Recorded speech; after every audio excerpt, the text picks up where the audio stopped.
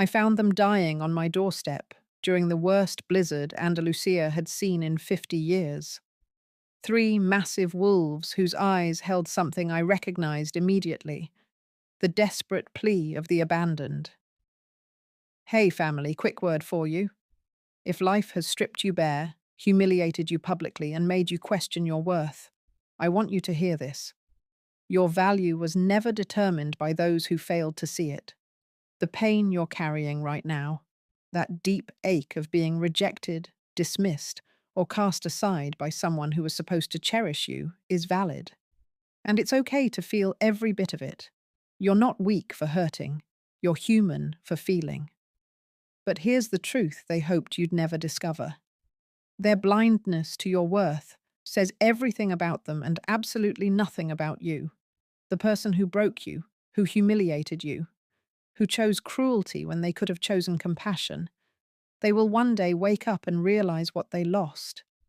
But by then, you'll be so far ahead, so healed.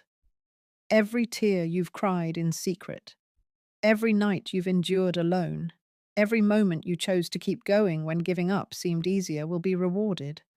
They're going to bloom in ways that will shock everyone who underestimated you. I'm here because of you, and I've stayed consistent because you keep watching, correcting, and supporting me. Let's keep growing together. If this resonated with you, drop a thank you in the comments section. You're not alone in this journey. Now let me tell you how three frozen wolves taught me that some rejections are actually rescues in disguise. Hello guys, welcome to my channel. Please tell us where you're watching from. It matters so much to me. Hit that like button, subscribe if you haven't already, share this with your friends, and drop your perspectives in the comments section below. Your voices make this community what it is.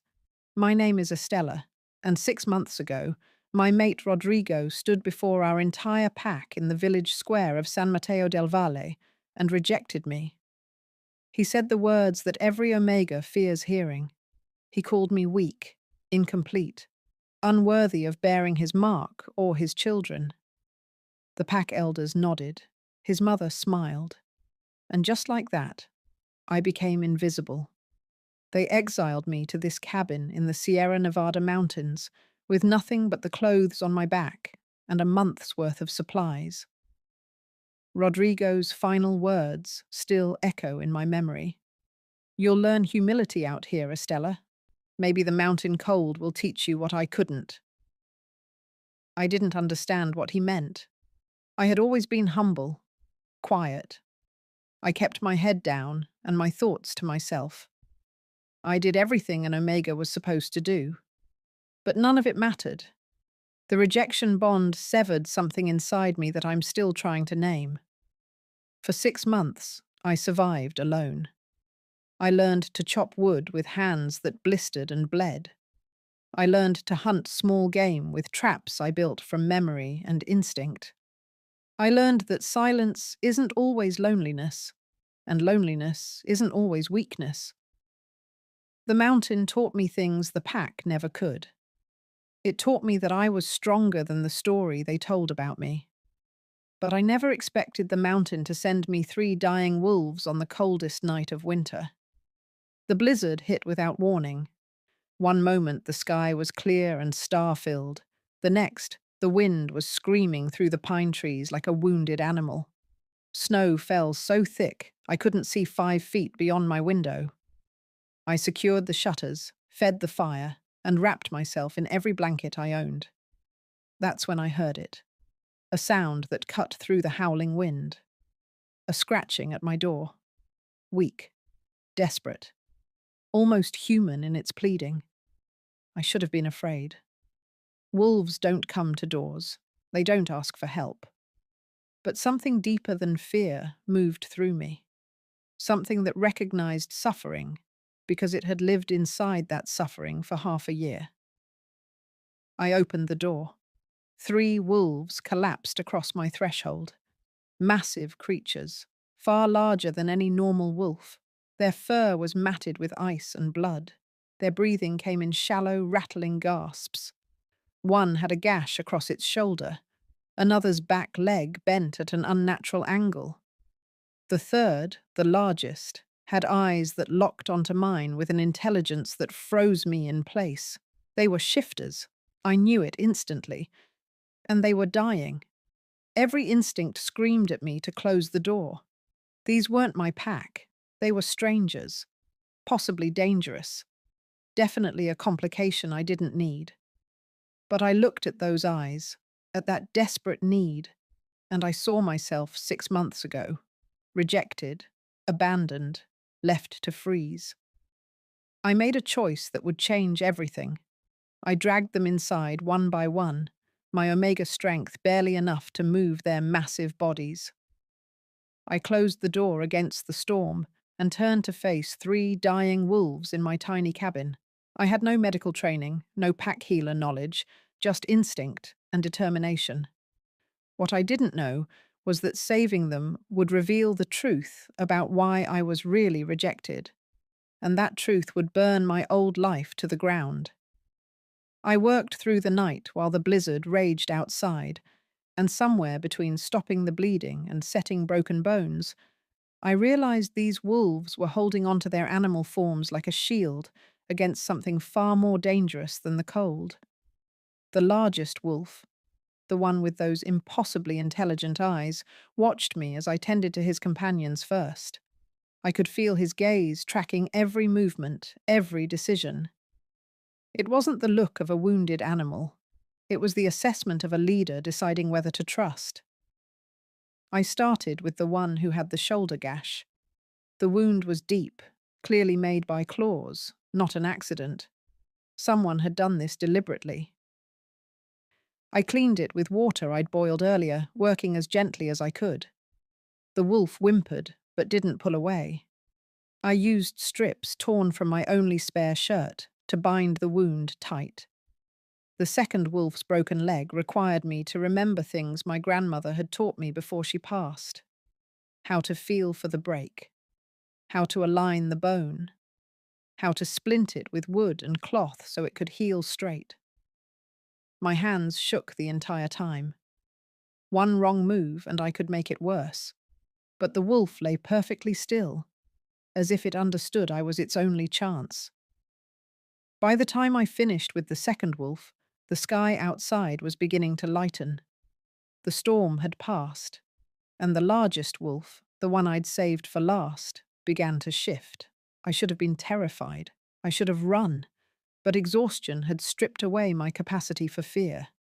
I simply watched as fur became skin, as paws became hands, as the wolf's face restructured itself into the features of a man. He was older than Rodrigo, maybe in his late 30s, with dark hair streaked with silver and a scar that ran from his left temple to his jaw. His eyes, even in human form, held that same piercing intelligence, and he was looking at me like I was a puzzle he'd finally solved. "You're Estella," he said. His voice was rough, damaged by the cold. "Estella Moreno from the San Mateo del Valle pack." My blood went cold. "How do you know my name?" "Because we've been looking for you for 3 months." He tried to sit up and winced, his hand going to his ribs. I could see now that he had injuries I hadn't noticed in his wolf form, bruises that covered his torso, cuts that suggested a brutal fight. "Who are you?" I asked. "My name is Mateo Vega. I'm an alpha from the Northern Federation. These are my trackers, Vicente and Leonel." He gestured to the 2 wolves still in their animal forms. "And we came to San Mateo del Valle to find you because your rejection was illegal." The word hung in the air between us like a blade. Illegal. "That's not possible," I whispered. "The pack elders approved it. They witnessed the ceremony. Rodrigo had every right." "Rodrigo had no rights at all." Mateo's voice turned hard. "A mate cannot reject an omega on the grounds of weakness when that omega hasn't been given the chance to complete the lunar trials. It's pack law, ancient law. Your elders knew this. They helped him do it anyway." My legs gave out. I sat down hard on the floor beside him. Why would they do that? That's what we came to ask them. Matteo reached into the tattered remains of his pants and pulled out a waterproof pouch. Inside was a document, official-looking, with seals I didn't recognize.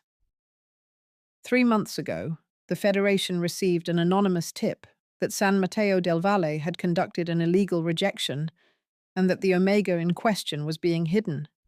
We investigated. What we found in the old pack records was interesting. He handed me the document. My hands trembled as I opened it. The words swam before my eyes, but certain phrases jumped out. Bloodline registry, genetic markers, rare gift classification. I don't understand, I said. You're not just an Omega, Estella. You're a lunar Omega, 1 in 10,000. Your bloodline carries a gift that only manifests under specific conditions. Matteo's eyes softened. You can neutralize an alpha's command voice. You can break compulsion. In the wrong pack, with a corrupt alpha, someone like you is the most dangerous thing that could ever exist. The room tilted. I gripped the document harder, creasing the paper. Are you saying Rodrigo rejected me because I'm powerful? I'm saying Rodrigo rejected you because his alpha, Lorenzo Ruiz, ordered him to. Because Lorenzo has been using his command voice to control pack decisions for years. He's been stealing from pack resources, manipulating votes, silencing dissenters. And the moment you came of age and the bond with Rodrigo was supposed to complete, Lorenzo realized what you were. He realized you could end everything he'd built. A sound escaped my throat. Not quite a laugh, not quite a sob. 6 months of believing I was worthless. 6 months of internalizing every cruel word. And all of it was a lie designed to protect a tyrant. So he had Rodrigo reject me and the elders exile me before I could figure out what I was capable of. Exactly. Matteo leaned back against the wall, exhaustion finally overtaking him. We went to San Matteo del Valle to investigate. Lorenzo found out. He sent in forces after us. We barely escaped. The blizzard separated us from our vehicle. We would have died if you hadn't... He stopped. His eyes met mine. And in that moment, I saw something I hadn't seen in 6 months. Respect. If you're still watching, please hit that subscribe button. I promise you, what happens next will show you exactly what happens when the rejected Omega stops running and starts reclaiming everything that was stolen from her. Trust me, you don't want to miss this. They tried to kill you to keep this secret, I said slowly. They tried. They failed. A grim smile touched Matteo's face. Because you saved us. And now, Estella Moreno, we're going to return the favor. We're going to help you take back everything Lorenzo and Rodrigo stole. Your mate Bond. Your dignity. Your future. The fire crackled in the silence that followed. Outside, the sun was rising over the snow-covered mountains. Inside, something else was rising in me. Something that had been buried under shame and rejection. Something that tasted like fury and justice and long-delayed reckoning. Tell me everything, I said. Tell me exactly what I am and what I can do. Because if I'm going back to San Matteo del Valle, I'm not going back as the weak Omega they cast out. Matteo's smile widened. No, you're not. You're going back as the woman who's about to destroy a corrupt alpha and free an entire pack from his control. And that's when I knew. The 3 frozen wolves at my door weren't just survivors I'd saved. They were the answer to a question I didn't know I'd been asking. How do you fight back when the entire world has told you you're powerless? You find the proof that you never were. Over the next 3 days, while Vicente and Leonel healed enough to shift back into their human forms, Matteo taught me everything about what I was. And every revelation felt like waking up from a nightmare I didn't know I'd been living. Lunar Omegas appear maybe once in a generation, Matteo explained on the second morning. We sat by the fire while his trackers slept, their bodies still mending. The gift doesn't manifest until the Omega bonds with their true mate, but the markers are there from birth, in your blood, in your scent. An alpha who knows what to look for can identify you before you even know yourself. Lorenzo knew, I said. It wasn't a question. Lorenzo knew the moment you presented as Omega at 16. We found the test results in the old pack archives. He ran your blood work himself, kept it hidden from everyone, including your parents. Matteo pulled another document from his waterproof pouch. He's been planning your removal for 7 years, Estella, waiting until you were bonded to Rodrigo so the rejection would seem legitimate, personal, not political. I took the document. It was a laboratory report dated 3 weeks after my 16th birthday. My name at the top. And underneath, in clinical language that made my skin crawl, a genetic analysis that confirmed lunar omega markers with 98% certainty. My hands shook. My parents never knew? No one knew except Lorenzo and the pack doctor, Doctora Serrano. She's been complicit in this from the beginning. Matteo's voice was gentle but firm. She falsified your records, told your parents you were a standard Omega, made sure you never had access to your own medical files. I thought about Doctora Serrano, with her kind smile and her gentle hands. She'd delivered me. She'd treated every childhood illness. She'd been at my presentation ceremony, congratulating my mother, assuring her I was perfectly healthy. And all of it had been a performance designed to keep me ignorant of my own nature. What exactly can I do? I asked. You said I can neutralize command voice. What does that mean? Matteo shifted closer. An alpha's command voice works by overwhelming an omega's or beta's will. It's a frequency, a vibration that bypasses rational thought and triggers obedience. But lunar omegas produce a counter-frequency. When you're bonded and fully activated, you can't be commanded. And anyone standing near you can't be commanded either. You create a dead zone around yourself, where an alpha's power simply stops working. The implications crashed over me like a wave. That's why Lorenzo couldn't just kill me. If I died under suspicious circumstances, the Federation would investigate. But if Rodrigo rejected me legally, you'd be exiled, isolated, and eventually forgotten. Lorenzo could continue using his command voice to control the pack. Rodrigo could take a new mate, someone weaker, someone controllable, and you'd spend the rest of your life believing you deserved it. Matteo's jaw tightened. It's one of the cruelest tactics we've seen. Psychological warfare disguised as pack law. Vicente stirred from his place by the far wall. He'd shifted back into human form the night before. A lean man in his mid-20s, with burn scars on his arms and a quiet intensity in his eyes. Tell her about the others, he said, his voice hoarse. Matteo hesitated. That hesitation told me everything I needed to know before he even spoke. You're not the first, he said finally. We found records of 3 other lunar omegas in the region over the past 40 years, all of them rejected by their mates. All of them exiled.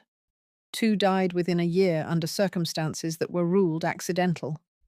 The third disappeared completely. No body ever found. The fire popped. Sparks drifted up toward the ceiling. I watched them rise and fade, and I felt something inside me shift, not break, harden. He was going to kill me eventually, I said. Probably. Once enough time had passed that no one would connect it to the rejection. Matteo met my eyes. You survived because you're stronger than he anticipated. You didn't break out here. You adapted. That scared him. That's why he sent enforcers after us, when he learned we were asking questions. He knew his timeline was collapsing. Lionel, the third tracker, finally spoke from his makeshift bed near the window. He was the youngest, maybe 22, with copper-colored hair and a bandage still wrapped around his torso. The enforcers told us something before we fought them. They said Lorenzo has a contingency plan. If the Federation comes for him, he'll claim you attacked the pack, that you're unstable, dangerous. He's already been planting that narrative with neighboring packs. Of course he had. Lorenzo hadn't survived as a corrupt alpha for decades by being careless. He'd built layers of protection, lies upon lies upon lies. So even if I go back with proof, he'll twist it, I said. He'll make me the villain. Not if we expose him publicly. Not if we force him to use his command voice in front of witnesses who can testify to the Federation. Matteo leaned forward. That's where you come in. We need you to challenge him directly, in front of the entire pack. We need you to trigger his command voice and then neutralize it. Show everyone what he's been doing. Show them that his power only works because people like you have been systematically removed. My heart hammered against my ribs. You want me to go back to the place that destroyed me and face the alpha who orchestrated my rejection, alone, and count on a power I've never used before to protect me. Not alone, Vicente said quietly. We'll be there. The Federation will be there. You'll have backup. And if it doesn't work? If my gift doesn't activate in time? Matteo's expression turned grim. Then Lorenzo will command you to stop, and you won't be able to resist, and he'll have you arrested for disrupting pack peace. He might even have you executed as a warning to anyone else who challenges him. The silence that fell was heavy with the weight of that reality. This wasn't a story with guaranteed victory. This was a gamble with my life as the stakes. But then again, staying here was a gamble too. Eventually, Lorenzo would send someone to finish what the blizzard had started. I could keep running, keep hiding, or I could fight back with the only weapon I had: the truth. I thought about my parents, still living in San Mateo del Valle, still believing their daughter had been rejected for being weak.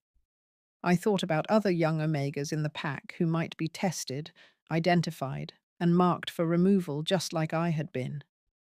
I thought about Rodrigo, who'd looked me in the eyes and called me unworthy when he knew, he had to have known, that he was reading from a script Lorenzo had written. When do we leave? I asked. Matteo smiled. It was the smile of a man who'd been hoping for exactly that answer. As soon as we're strong enough to travel. 3 days, maybe 4. That gives us time to prepare you, to teach you how to recognize your gift when it activates, how to channel it, how to protect yourself if things go wrong. And what do I do when I see Rodrigo again? The question came out smaller than I intended, more vulnerable.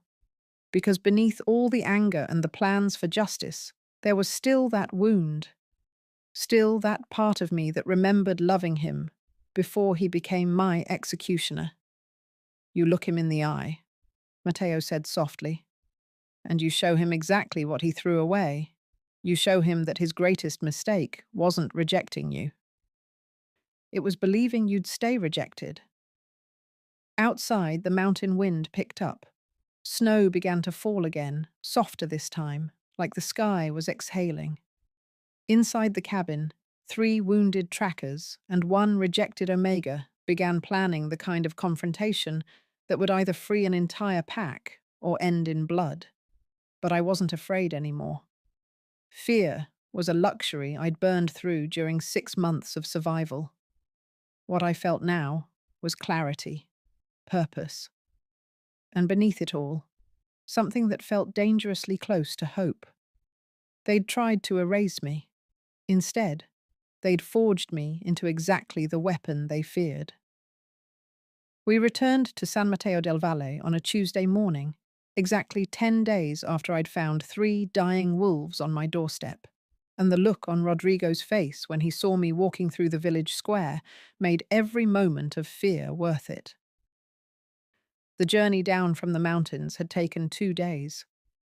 Matteo and his trackers had contacted the Federation, And now we had official witnesses traveling with us. 3 Federation officers in their formal uniforms carrying documentation that gave them authority to investigate any pack in the region. Lorenzo couldn't dismiss them. He couldn't command them. And he couldn't make me disappear with the entire Federation watching. The village looked exactly as I remembered. The same stone houses with their terracotta roofs. The same church with its bell tower overlooking the square.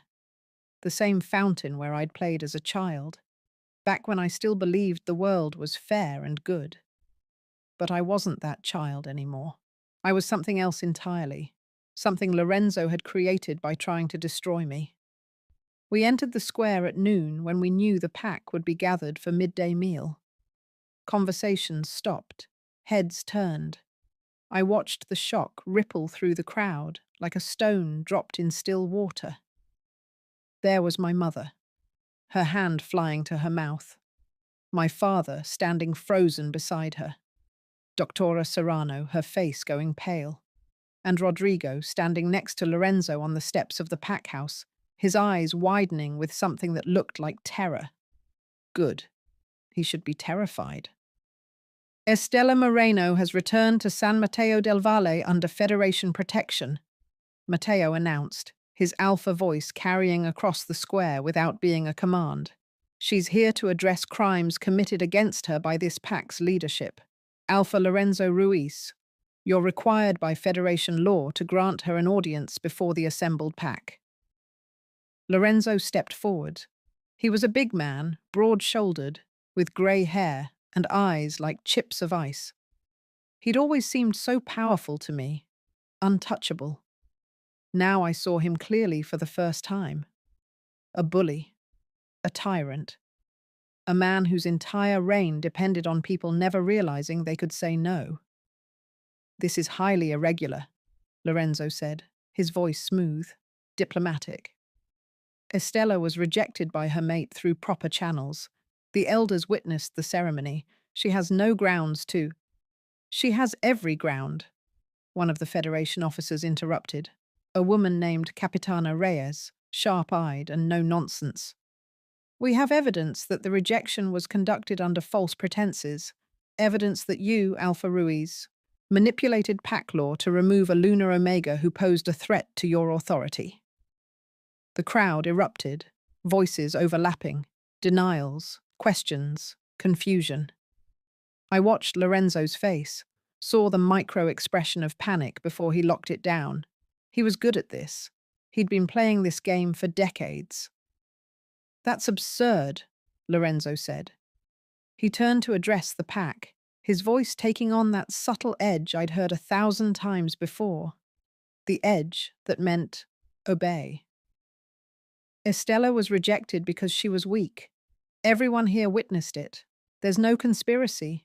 The Federation has been misled by false testimony. I felt it then. The command voice woven into his words. Subtle enough that most people wouldn't consciously recognize it, but strong enough to make them doubt their own perceptions, to make them agree with him, even if the logic didn't follow.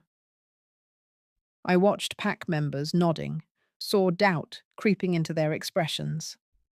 And I felt something else, a vibration in my chest, like a tuning fork had been struck somewhere deep inside me. The gift Mateo had described, the counter-frequency. It was activating. "You're lying," I said. My voice wasn't loud, but it cut through the noise like a knife, and I can prove it. I walked forward. Mateo and his trackers flanked me. The Federation officers stayed close. Every step felt like walking through fire, but I kept my spine straight and my eyes locked on Lorenzo. "Tell them the truth, Alpha Ruiz," I said. "Tell them what I really am. Tell them why you falsified my medical records. Tell them about the other lunar omegas you've removed from this pack over the past 40 years. Lorenzo's eyes narrowed. "I don't know what lies these outsiders have fed you, girl, but you're embarrassing yourself. Go back to your cabin. Accept your rejection with dignity." Girl, not Omega. not by my name. Girl. The disrespect was calculated, designed to diminish me in front of everyone, to remind the pack that I was nothing, but I felt the frequency in my chest growing stronger, warmer, like a second heartbeat. Tell them, I repeated, or I'll make you tell them. Lorenzo's face went hard. You dare threaten your alpha, in front of the entire pack. His voice rose, taking on that commanding edge again, stronger this time. Kneel, Estella. Kneel and apologize for this disruption, or I'll have you removed by force. The command hit me like a wave. I felt it trying to override my will, trying to force my knees to bend, trying to make me submit. Around me, I saw pack members dropping to their knees automatically, responding to the bleed-over effect of Lorenzo's power. Even some of the Federation officers swayed. But I didn't kneel. The frequency in my chest flared bright and hot. It rose up through my throat, and when I spoke, my voice carried a resonance I'd never heard before. Clear, unshakable, free. No. One word. But it shattered Lorenzo's command like glass. Pack members gasped as they found themselves suddenly able to stand, able to think clearly, able to question. I saw the moment they realized what had just happened, the moment they understood that Lorenzo's power had just failed for the first time in their lives. Lorenzo staggered back a step. His face went white. That's not possible. She's a lunar omega, Matteo said, stepping forward. Her gift neutralizes command voice. Every order you've given while she's been standing here has been stripped of its compulsion. Your pack is hearing you clearly for the first time in years. So I'll ask again, Alpha Ruiz. Tell them the truth. The square was silent. Every eye was on Lorenzo. I watched him calculate his options, watched him realize he had none. The Federation was here. His power was negated, and his pack was waiting for an answer. Rodrigo broke first. He stepped away from Lorenzo, his face twisted with something between guilt and relief. It's true, he said. His voice cracked. Lorenzo ordered me to reject Estella. He told me she was dangerous, that she'd destroy the pack if we bonded. He said it was my duty to protect everyone by casting her out. He looked at me, and I saw tears in his eyes. I thought I was doing the right thing. I thought you were the threat. I'm so sorry, Estella. I'm so sorry. My mother's sob carried across the square. My father caught her as her knees buckled. Around us, pack members began shouting, demanding answers, demanding justice. The carefully constructed lies were crumbling, and Lorenzo had nowhere left to hide. You manipulated my mate Bond, I said, walking up the steps until I stood face to face with Lorenzo. You stole 7 years of my life. You exiled me to die. You killed other Omegas to protect your power. The frequency in my chest burned steady now, a constant presence. Your reign is over, Alpha Ruiz. The Federation will investigate every decision you've made, every order you've given, and this pack will finally be free. Lorenzo's face contorted with rage. He lunged for me, his hand going for my throat. But Matteo and Vicente were faster. They caught him, forced him to his knees. The mighty Alpha, brought down by the Omega he'd tried to erase. Capitana Reyes stepped forward with restraints. Lorenzo Ruiz, you're under arrest for manipulation of pack law, conspiracy to commit murder, and abuse of Alpha authority. You'll be tried before the full Federation Council. As they led him away, Lorenzo's eyes met mine one last time. There was no remorse there, no acknowledgement of the lives he'd destroyed, just fury that he'd been caught, that I'd survived. I turned to face the pack, my pack, the people who'd watched me be rejected and said nothing, the people who'd believed the lies because it was easier than questioning their alpha. I should have felt triumphant, victorious. But all I felt was tired. I don't know if I can forgive this, I said quietly. I don't know if I can come back here and pretend the last 6 months didn't happen, but I hope you'll do better. I hope you'll protect the next Omega who's different, who's powerful, who threatens the comfortable lies you tell yourselves. My mother pushed through the crowd. She reached for me, her face wet with tears.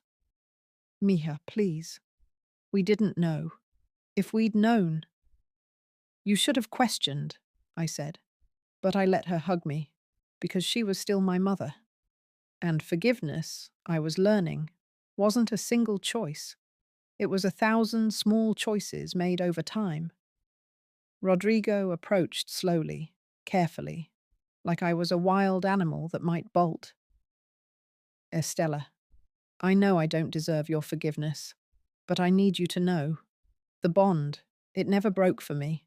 Even when I said the words, even when I tried to sever it, something in me knew it was wrong. I felt you out there in the mountains, every day, every night. I felt your pain. I looked at the man who'd been my mate, who I'd loved, who'd destroyed me with words another man had written. And I felt nothing. No love. No hate. Just emptiness where the bond used to live. The bond is broken, Rodrigo, I said.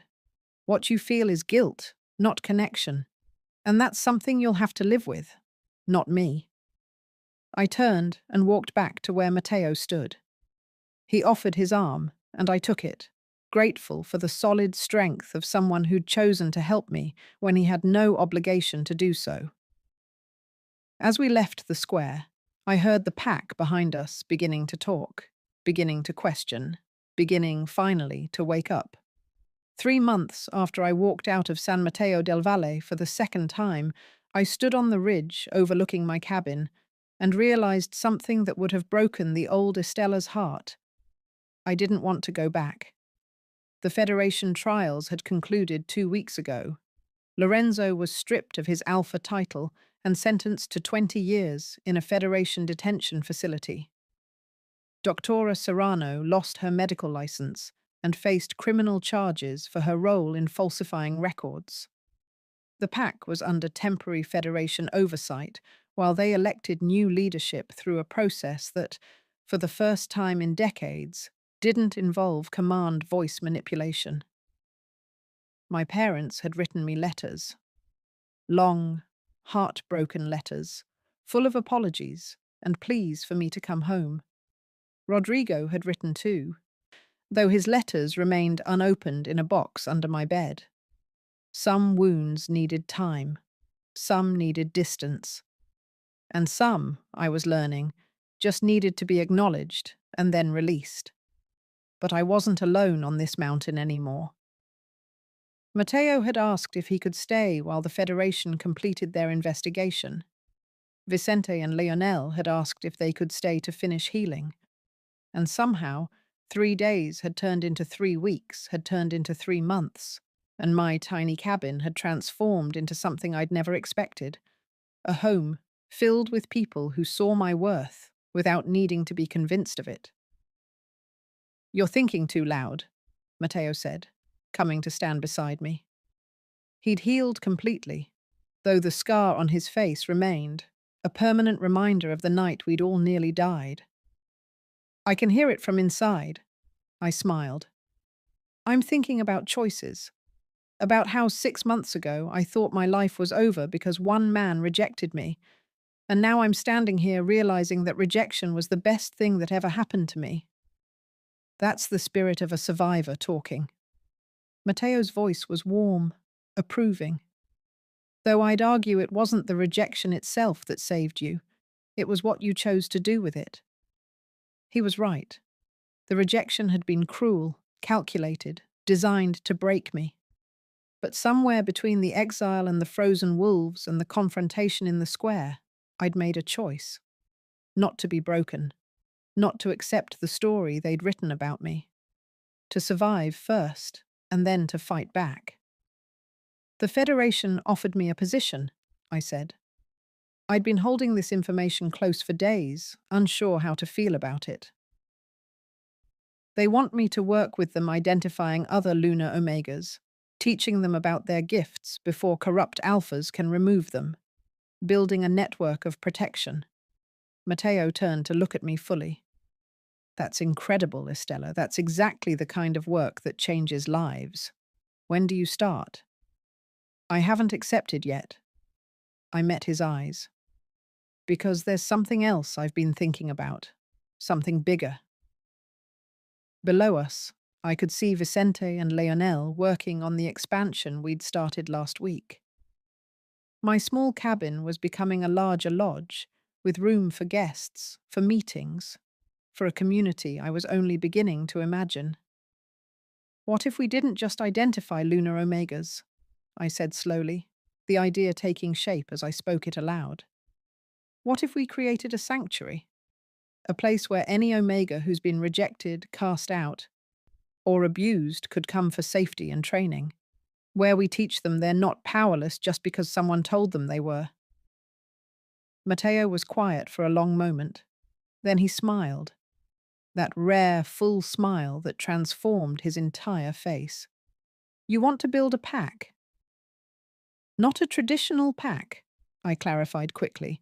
No alpha hierarchy, no command voice, just a community of people who've been told they're less than and who've decided to prove that wrong.